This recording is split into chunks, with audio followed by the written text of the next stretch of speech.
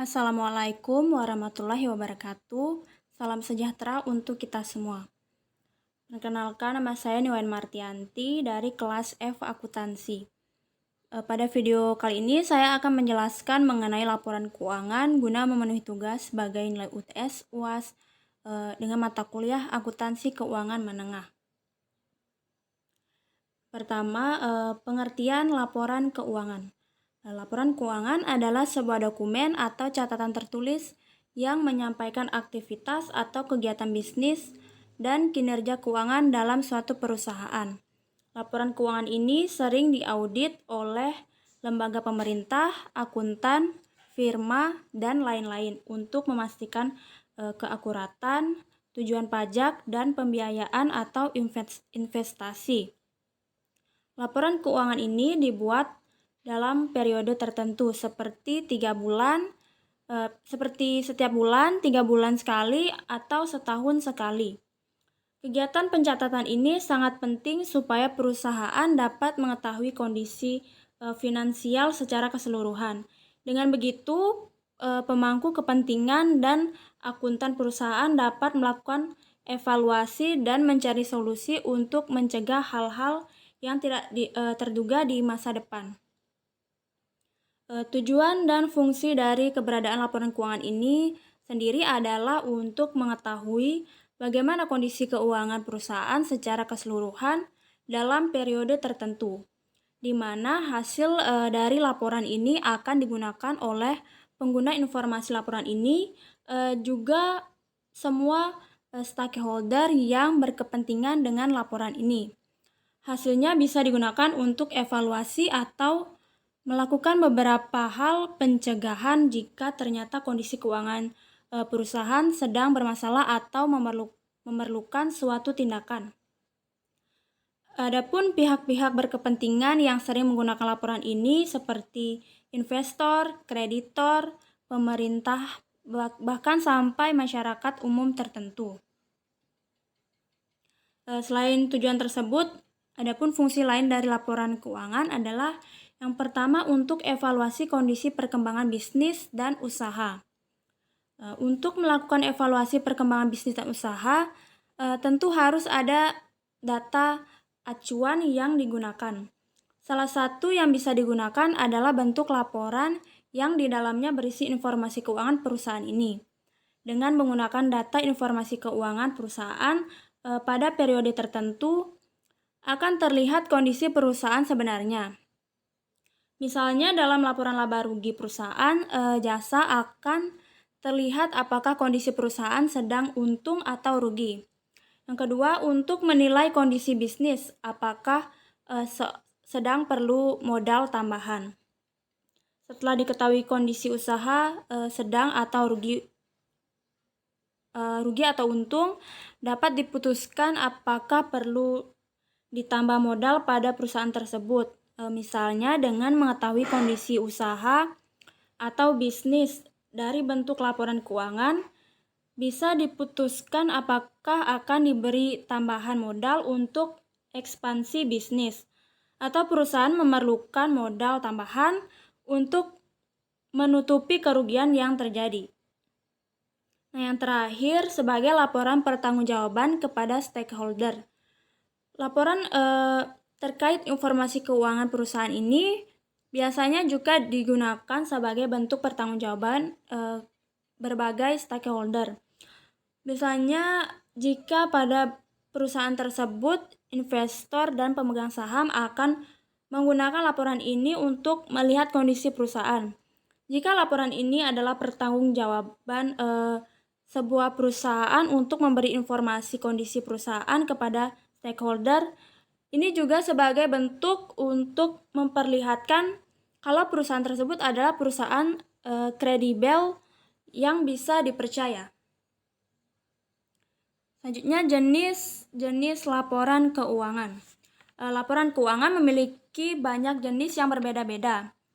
Alasannya karena dalam bisnis memiliki banyak aktivitas dan jenis transaksi yang berbeda-beda, sehingga laporan keuangan harus dibagi sesuai dengan jenis transaksi yang berlangsung. Jenis laporan keuangan tersebut terbagi menjadi 5 jenis berbeda. Nah, biasanya perusahaan sangat membutuhkan laporan-laporan keuangan. Dari kelima jenis tersebut untuk dapat ditunjukkan kepada pemangku kepentingan. Yang pertama itu ada laporan laba rugi. Nah, jenis laporan keuangan ini menggambarkan hasil usaha perusahaan dalam periode tertentu. Dalam laporan laba rugi dapat terlihat jumlah pendapatan, sumber-sumber yang diperoleh, jumlah biaya, dan jenis-jenis yang dikeluarkan selama periode tertentu. Menurut Shorty, Libby and Libby, laporan laba rugi adalah laporan utama akuntan dalam mengukur kinerja ekonomi suatu perusahaan, yaitu pendapatan dikurangi biaya-biaya selama periode akuntansi tertentu. Laporan laba rugi menyajikan kegiatan operasi yang dilakukan perusahaan untuk periode tertentu. Laporan ini juga digunakan untuk mengevaluasi kinerja yang telah dicapai perusahaan dan memberi gambaran terhadap pencapaian arus kas di masa mendatang. Laba yang dihasilkan merefleksikan tingkat profitabilitas perusahaan. Hal tersebut bisa dijadikan indikator tingkat profitabilitas antara lain margin kantor, laba operasi, laba perusahaan, laba sebelum pajak, dan laba operasi berlanjut. Nah, di sini ada contoh kasus dari PT Aneka Tambang. Nah, PT Aneka Tambang ini adalah salah satu perusahaan pertambangan di Indonesia yang didirikan sebagai badan usaha milik negara pada tahun 1968 melalui merger beberapa perusahaan pertambangan nasional yang memproduksi komoditas tunggal. Kegiatan PT Aneka Tambang ini mencakup eksplorasi, penambangan, pengelolaan, serta permasalahan dari komoditas biji nikel, taruh nikel, emas, perak, bauxit, dan batu bara. Di sini ada laporan laba ruginya dari tahun 2021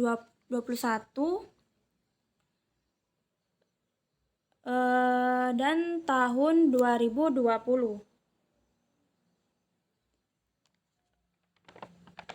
Nah, laba rugi ini rumusnya total pendapatan dikurang total beban. Bisa kita lihat laba kotornya yaitu 4.359.000 itu pada tahun 2021. Tahun 2020-nya 4.475.000 sekian.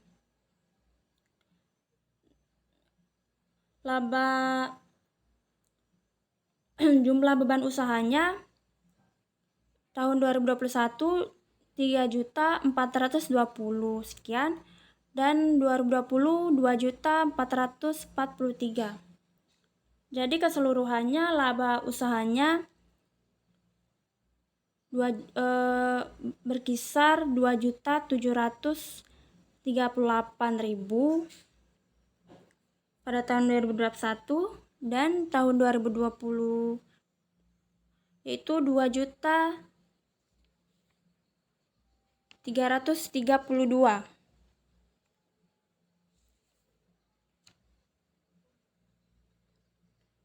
Lalu ada laba usaha.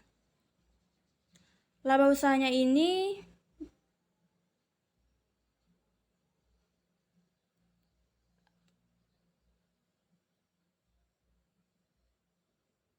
dari pengurangan jumlah bebannya dengan laba kotor.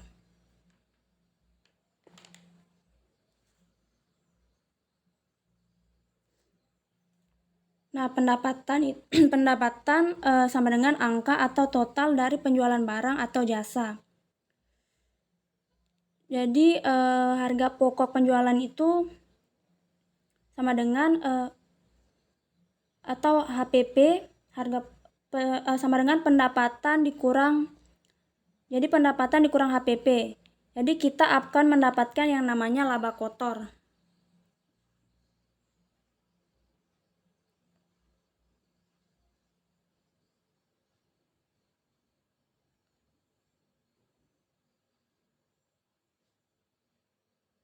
Sini juga ada laporan laba ruginya.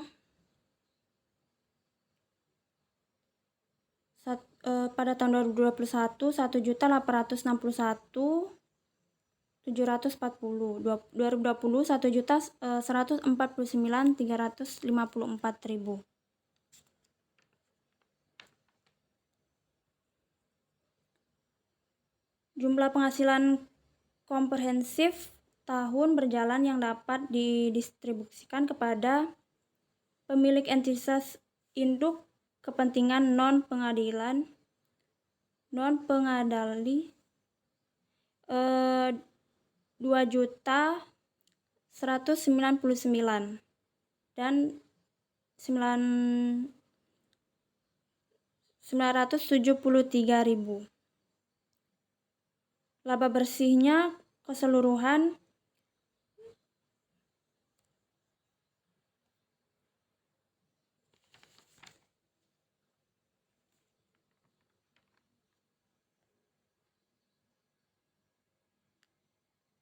di sini jumlah penghasilannya pada tahun 2021 ada 2.150.000.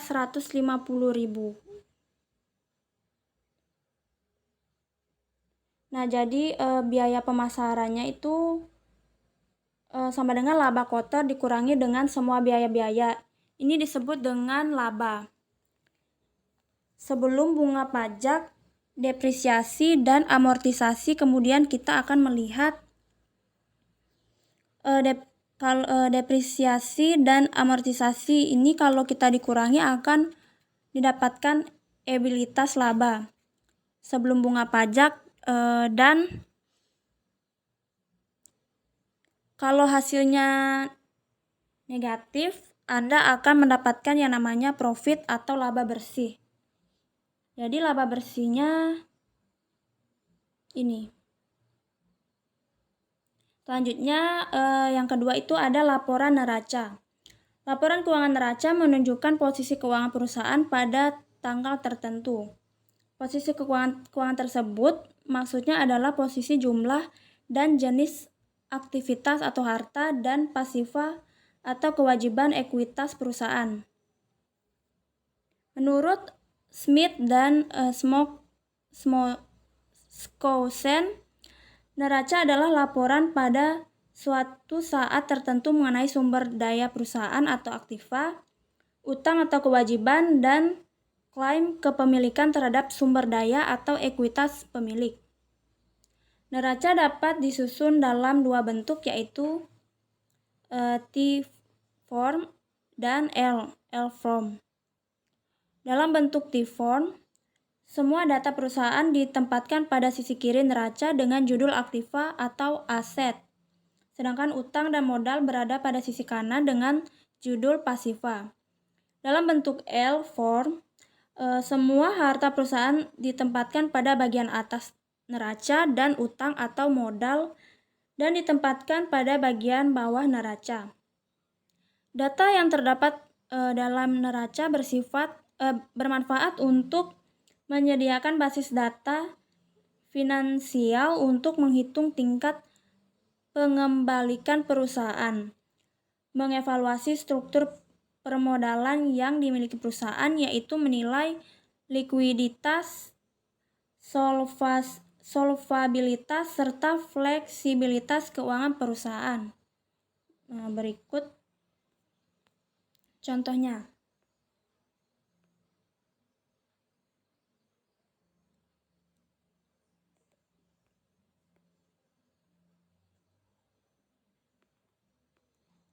Di sini rumus neraca yaitu sama dengan liability tambah equity. Jadi aset dibagi menjadi dua, yaitu aset lancar yang dimana dapat dikonversi menjadi kas kurang dari 1 tahun, dan aset tidak lancar dapat dikonversi menjadi kas lebih besar 1 tahun.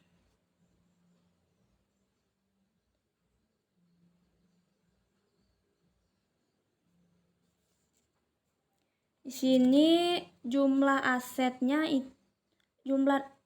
lancar ada 11.728 itu pada tahun 2021, dan pada tahun 2020 ada 9.150.000. Nah, dari neraca ini ada jumlah aset tidak lancarnya.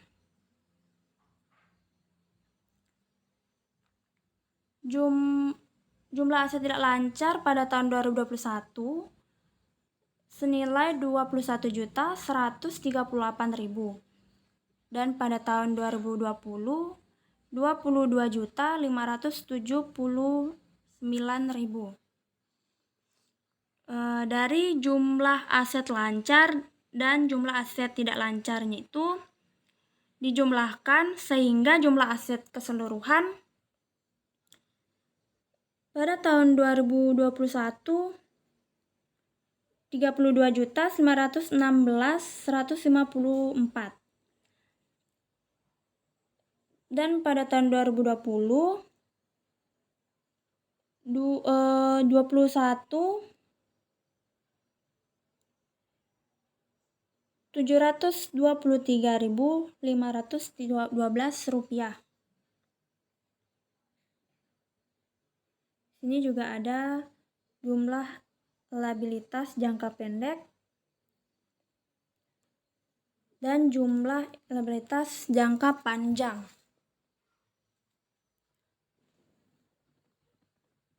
Sama halnya, jadi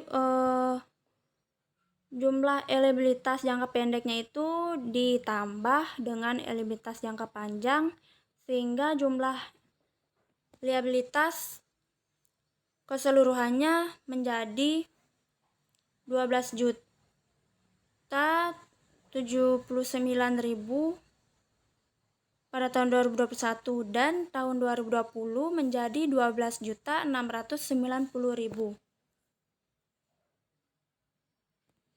Nah, selanjutnya ada laporan perubahan modal. Ketiga ini, laporan ini berisi jumlah dan jenis modal yang dimiliki pada saat ini. Laporan perubahan modal ini menjelaskan perubahan modal beserta sebab-sebab terjadinya. Untuk perusahaan dengan bentuk perseroan, laporan ini disebut sebagai laporan perubahan ekuitas pemegang saham. Laporan perubahan modal bermanfaat untuk mengidentifikasi penyebab perubahan ekuitas pemilik perusahaan atas nilai aktiva yang menjadi hak atau aktiva bersih. Jadi, ini contohnya. Sini melaporkan perubahan ekuitas yang terjadi dan total ekuitas selama satu periode. Ada laba konverhensif selama satu periode, kontribusi atau pengeluaran saham. Rekonsiliasi nilai buku dari satu periode sampai periode akhir. Jadi modal awal ditambah setoran. Nah, jika perusahaan laba, maka laba ini akan dikurangi dengan brive. Nah, jika laba lebih besar dari brive, maka akan terjadi penambahan modal awal.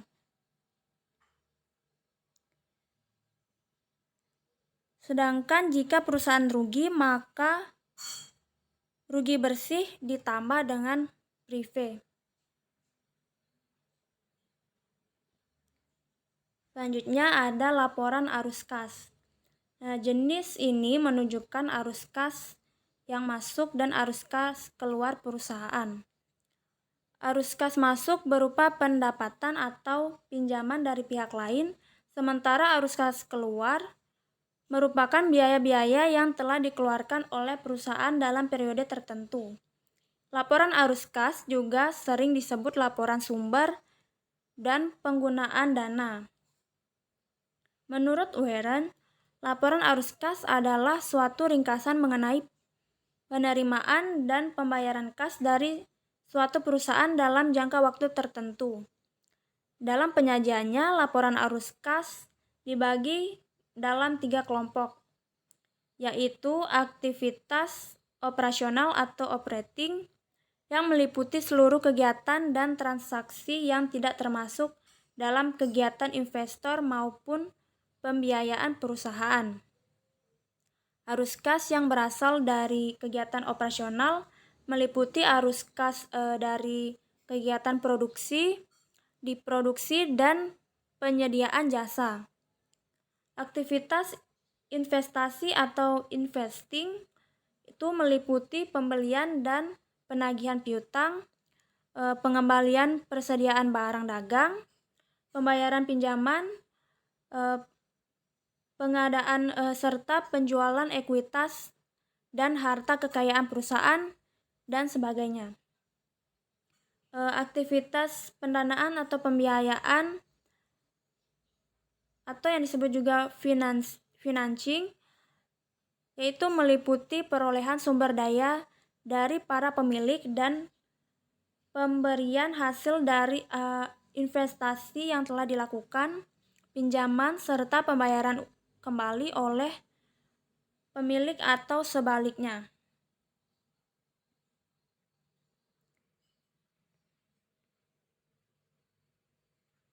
Sini ada laporan arus kasnya.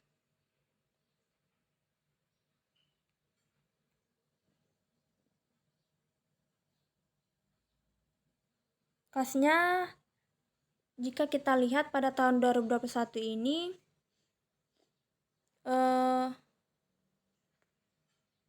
arus kas bersihnya yang diperoleh itu sebesar 3.420.000, dan tahun 2020 2.218.000 rupiah. Arus kas bersih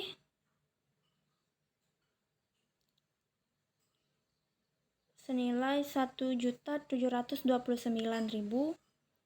dan 567.000.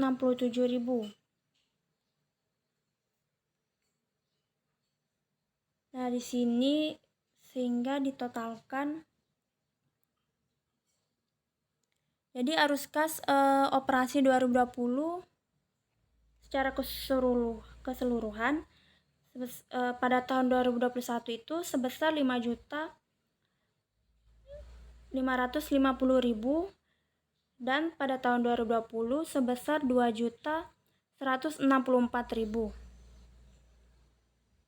yang menghasilkan nilai positif.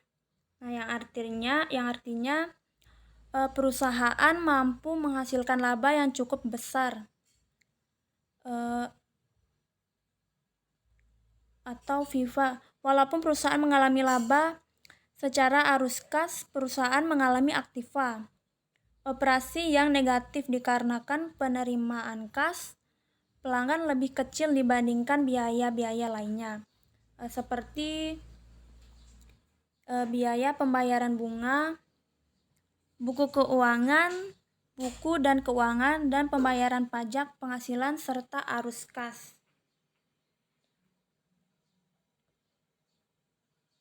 Yang terakhir itu ada laporan catatan atas laporan keuangan atau CAL. Laporan keuangan ini memberikan informasi tentang penjelasan yang dianggap perlu atas laporan keuangan yang ada sehingga menjadi jelas penyebabnya. Hal ini dimaksudkan agar pengguna laporan dapat memahami dengan jelas data keuangan dalam laporan keuangan tersebut. Berikut ini adalah catatan atas laporan keuangannya. dari sini dalam mencantumkan kas awal, pengeluaran kas, catatan atas laporan keuangan ini mencantumkan pengeluaran kas, seperti kas itu untuk apa, penerimaan kas itu dari mana, yang nantinya akan menghasilkan saldo akhir. Ini dapat dilihat saldo akhirnya.